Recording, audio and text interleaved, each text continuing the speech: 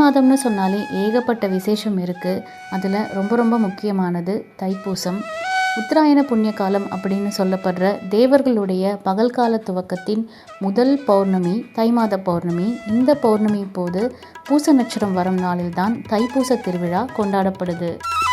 தைப்பூச திருநாள் அன்னைக்கு தாரகாசுரன் அப்படின்ற அசுரனை பழனியில் அழிப்பதற்கு பார்வதி தேவி கிட்ட இருந்து ரொம்ப சக்தி வாய்ந்த வேலை வாங்கினார் முருகப்பெருமான். இதனால் தைப்பூசம் பழனியில் ரொம்ப விசேஷமாக கொண்டாடப்படுது. ஆனால் தைப்பூசம் அப்படிங்கிறது முருகப்பெருமானுக்கு எடுக்கப்படும் விழா மட்டும் கிடையாது. தைப்பூசத்திற்கு ஏகப்பட்ட சிறப்புகள் இருக்குது. ஒவ்வொரு யுகம் முடிந்து அடுத்த யுகம் தோன்றி அதில் உயிர்கள் தோன்றுவதற்கு முன்னாடி தைப்பூச நாளன்று தான் அந்த உயிர்களுக்கு தேவையான நீர், காற்று, ஒளி ஆகியவை தோன்றும். அதாவது ஒவ்வொரு யுகம் பிறக்கிற நாளுமே தைப்பூச திருநாள் தான் அப்படின்னு புராண நூல்களில் கூறப்பட்டிருக்கு. சிவபெருமான் மார்கழி மாதம் திருவாதிரை நட்சத்திரம் வரும்பொழுது மார்கழி பௌர்ணமி அன்று நடராஜராக நடனமாடினார். அதே மாதிரி தை மாத பௌர்ணமியின் பொழுது சிவனும் அம்பிகையும் இணைந்து ஆனந்த நர்த்தனம் ஆடிய நாள்தான் தைப்பூசம். இதனால்தான் தை மாத பௌர்ணமியும் தைப்பூசமும் சிவசக்திக்கு ரொம்ப விசேஷமான நாள் அப்படின்னு சொல்லப்படுது. அதே மாதிரி ஒரு தைப்பூச நாளில் தான் காதலித்து வள்ளியை முருகப்பெருமான் திருமணம் செய்து கொண்டார் அப்படின்னு கூறப்படுது. அன்புருவாய் வந்து ஆட்கொண்ட குருபரன். பழனி முருகனுக்கு மட்டும் ஏன் இந்த தைப்பூசம் ரொம்ப விசேஷமானது தெரியுமா? ஆண்டு முழுக்க முருகப்பெருமானுக்கு விரதங்கள், விசேஷங்கள், திருவிழாக்கள் நடக்கும். இது தமிழ்நாடு மட்டும் இல்லாமல், இந்தியா மட்டும் இல்லாமல் உலகம் முழுக்க இருக்கிற முருகன் கோவில்களில் விசேஷமான பூஜைகளும் ஆராதனையும் நடக்கும். அறுபடைகள் வீடு மட்டுமல்லாமல் எல்லா முருகன் கோவில்கள்லையுமே தைப்பூச விழா சிறப்பாக நடந்தால் கூட பழனியில் நடக்கிற தைப்பூச திருவிழா ரொம்பவே விசேஷமானது. மகாகந்த சஷ்டி அப்படின்னு சொன்னாலே திருச்செந்தூரில் முருகப்பெருமான் நடத்தின சூரசம்ஹாரம் நினைவுக்கு வரும். அதே போல் தைப்பூசம் அப்படின்னு சொன்னாலே ஆயிரக்கணக்கான பக்தர்கள் கூட்டமாக பால் குடமும் காவடியும் எடுத்துக்கொண்டு பழனி முருகனை தரிசிக்க பாத யாத்திரையை செல்வது நினைவுக்கு வரும். உலகத்தை 3 முறை சுற்றி வரணும் அப்படின்னு விநாயகருக்கும் முருகப்பெருமானுக்கும் நடந்த போட்டி. அதில் விநாயகர் சிவன் சக்தியை சுற்றி வந்து அப்பா அம்மா தான் உலகம் அப்படின்னு உலகத்திற்கு புரிய வச்சது. அதனால் முருகன் கோவித்து கொண்டு வந்த இடம்தான் பழனி அப்படிங்கிறது உங்களில் நிறைய பேருக்கு தெரியும். கோபம் குறையாமல் முருகப்பெருமான் பழனி மலையில் இருக்கும்போது தாரகாசுரன் அப்படிங்கிற ஒரு கொடிய அரக்கன் முருகனுக்கு தொடர்ந்து கஷ்டம் கொடுத்துட்டே வந்திருக்கான். அதனால் முருகனுக்கு கோபம் அதிகமாகி தன்னுடைய அப்பா கிட்ட 11 ஆயுதங்களும் அம்மா கிட்ட ஞானவேல் அப்படிங்கிற சக்தி வாய்ந்த வேலையும் பெற்றார். சிவபெருமானும் சக்தியும் அளித்த அந்த ஆயுதங்களையும் வேலையும் வைத்துத்தான் தாரகாசுரனை முருகப்பெருமான் அழித்தார். அந்த நாள்தான் தைப்பூசம் அப்படின்னு கொண்டாடப்படுது. பழனியில் தாரகாசுரனை அழித்ததால் பழனியில் தைப்பூச கொண்டாட்டம் 10 நாட்கள் விழாவாக நடக்கும்.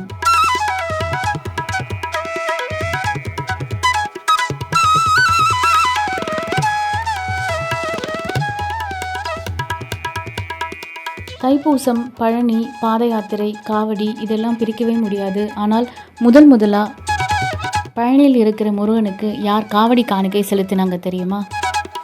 முருகப்பெருமான் திருச்செந்தூரில் சூரபத்மனை வதம் செய்தது எல்லாருக்கும் தெரியும். அப்போது முருகலால் அழிக்கப்பட்ட வேறு சில அசுரர்கள் பானுகோபன், கஜமுகாசுரன், சிங்கமுரன் போன்றவங்களும் இருக்காங்க. இந்த அசுரர்களுக்கு வில்வித்தை கற்றுக் கொடுத்த ஆசிரியர் தான் இடும்பன். இந்த இடும்பன் ஒரு அரக்கன். இடும்பனுடைய மனைவி பெயர் இடும்பி. இவங்க 2 பேருமே சிறந்த சிவபக்தர்கள்.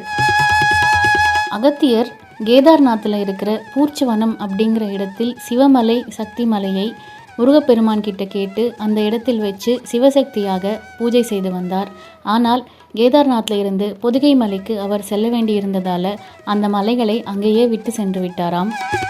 பொதிகை மலையில் இருந்த இடும்பன் அகத்தியரை பார்த்தவுடன் எனக்கும் முருகப்பெருமானை தரிசிக்கணும் அப்படின்னு ஆசையாக இருக்குது அப்படின்னு சொல்லியிருக்காரு. இடும்பன் அசுரனாக இருந்தாலும் இடும்பனுடைய சிவபக்தி அகத்தியருக்கு ரொம்ப நல்லாவே தெரியும். உடனே அகத்தியர் கேதார்நாத்தில் இருக்கிற சிவமலையையும் சக்தி மலையையும் நீங்கள் கொண்டு வா, இங்கே நீ கொண்டு வந்துட்டேன்னா முருகனை நீ தரிசிக்கலாம் அப்படின்னு சொன்னார். உடனே இடும்பன் மற்றும் அவனது மனைவி இடும்பி 2 பேருமே கேதார்நாத்துக்கு போய் மலைகளை தூக்குவதற்காக சிவபெருமானை நோக்கி தவம் இருந்தனர். அங்கே ரொம்ப பெரிய ஒரு கம்பு, இது பெயர் பிரம்மதண்டம், அப்புறம் 8 ராட்சச நாகங்கள் தோன்றுச்சான். அந்த நாகங்களையே கயிறாக்கி 2 மலைகளையும் அந்த பிரம்மதண்டத்தின் 2 பக்கமும் காவடி தூக்குவது போல கட்டி அதை சுமந்து கொண்டு இடும்பனும் இடும்பியும் பொதிகையவனை நோக்கி வந்தாங்க.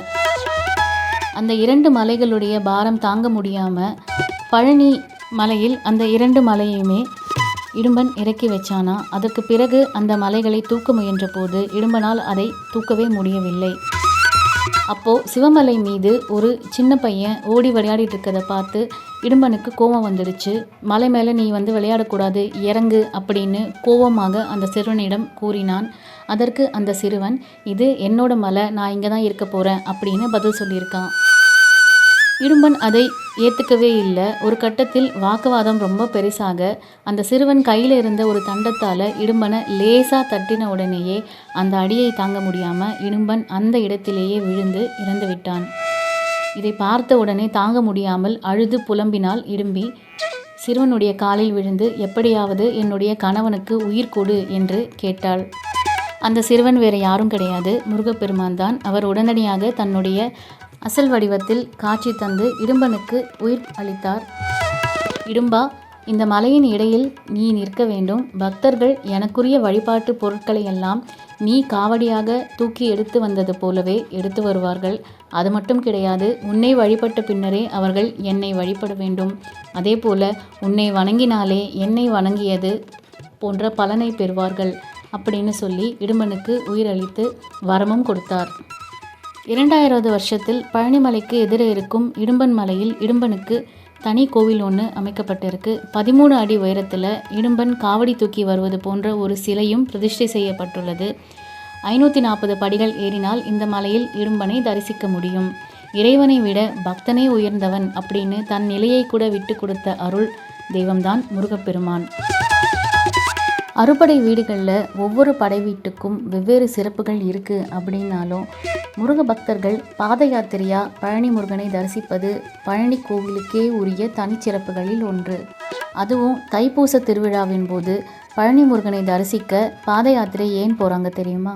பழனிக்கு பாத யாத்திரை போனால் என்ன கிடைக்கும்? எதுக்காக பழனி முருகன் கோவிலுக்கு மட்டும் தைப்பூச திருவிழாவின் போது பாத யாத்திரை செல்கிறார்கள்? பழனிக்கு முறைப்படி விரதம் இருந்து பாத யாத்திரை போகும் முருக பக்தர்கள் தை மாதம் தோங்கிறதுக்கு முன்னாடியே, அதாவது தைப்பூசத்திற்கு 48 நாட்களுக்கு முன்னாடியே விரதத்தை துவங்கிடுவாங்க. ஒரு சிலர் முறைப்படி மாலை அணிந்து 48 நாட்கள் விரதம் இருந்து பழனிக்கு பாத யாத்திரை போவாங்க. இந்த மாதிரி பாத யாத்திரை போகிறவங்க கால்களில் செருப்பு இல்லாமல் சபரிமலை ஐயப்பனை தரிசிப்பது போலவே கடுமையான விரதம் இருந்து பழனி முருகனையும் தரிசிப்பாங்க. பழனி முருகனுக்கு விரதம் இருந்து தைப்பூசத்திற்கு பாத யாத்திரை சென்று வேண்டிக் கொண்டால் எல்லா வேண்டுதல்களையும் முருகன் நிறைவேற்றுவார் அப்படிங்கிறது நம்பிக்கை. நோய்கள் தீர்வதற்கு, திருமண தடை விலக, குழந்தை பிறக்க, வியாபாரம் நல்லா வளர, குடும்பத்தில் இருக்கும் பிரச்சனைகள் தீர அப்படின்னு பல காரணங்களுக்காக பக்தர்கள் பாத யாத்திரை போகிறாங்க. நாட்டுக்கோட்டை நகரத்தார்கள் அப்படின்னு சொல்லப்படுறவங்க பல நூறு வருஷத்துக்கு முன்னாடி பழனியில் இருக்கிற முருகனை தரிசிக்க நடந்து வந்தே தரிசனம் செய்தார்கள். இந்த தரிசன முறை ஒரு குறிப்பிட்ட நடைமுறையை ஏற்படுத்திவிட்டது அப்படின்னு சொல்லலாம். இவர்கள் ஆண்களும் பெண்களும் குழந்தைகளுமா குடும்பமாக நடந்து சென்று முருகனை நினைத்து பக்தி பரவசத்தோடு காவடி எடுத்துக்கொண்டு பாடிக்கொண்டே பாத யாத்திரை சென்றாங்க. இந்த பாடல்கள் தான் காவடி சிந்து அப்படின்னு சொல்லப்படுது. இந்த மாதிரி முருகனை பக்தியுடன் பாடிக்கொண்டே போகும்போது முருகனே நமக்கு துணையாக வருவார் அப்படிங்கிறது முருக பக்தர்களின் அசைக்க முடியாத நம்பிக்கை. தன்னை தரிசிக்க வருபவர்களுக்கு வழித்துணையாக வந்து தரிசனம் தந்து முருகன் வாழ்க்கையில் உயர்ந்த நிலைக்கு ஏற்றி வைப்பார் அப்படிங்கிறது பலருடைய நம்பிக்கை மட்டும் இல்லாமல் பலருடைய வாழ்க்கையில் உண்மையாக நடந்திருக்கு அப்படின்னு நிறைய முருக பக்தர்கள் கூறியிருக்கிறார்கள். இதனால்தான் நாட்டுக்கோட்டை நகரத்தார் பலருக்கு முருகன் குலதெய்வமாக இருக்கிறார். பல ஆண்டுகளுக்கு நகரத்தார் மட்டுமே பழனி முருகனை பாத யாத்திரையாக தரிசனம் செய்து கொண்டிருந்தார்கள். காலப்போக்கில் தமிழ்நாடு இருக்க பல பகுதிகளில் இருந்தும் பழனிக்கு பாத யாத்திரை செல்வதற்கு முருக பக்தர்கள் துவங்கினர். தமிழ்நாடு மட்டுமல்லாமல் இந்தியாவில் இருக்கும் வெவ்வேறு மாநிலம் மற்றும் உலகத்தில் இருக்கும் பல மூலைகளில் இருந்தும் பழனிக்கு பாத யாத்திரை வந்தால் கூட இப்போ வரைக்கும் நகரத்தார் பாத யாத்திரை வருவது ரொம்ப சிறப்பாக கருதப்படுது. நூற்றுக்கணக்கானவர்கள் கூட்டமாக ஒன்றிணைந்து பழனிக்கு பாத யாத்திரை செல்வது கண்கொள்ளா காட்சியாக இருக்கும். நகரத்தார் வாழ்வில் மட்டுமல்லாமல் பாத யாத்திரையாக பக்தியோடு முருகனை தரிசிக்க வருபவர்களுக்கு பழனி முருகன் பல அதிசயங்களை நடத்தி கொடுப்பதாகவும் சொல்லப்படுது.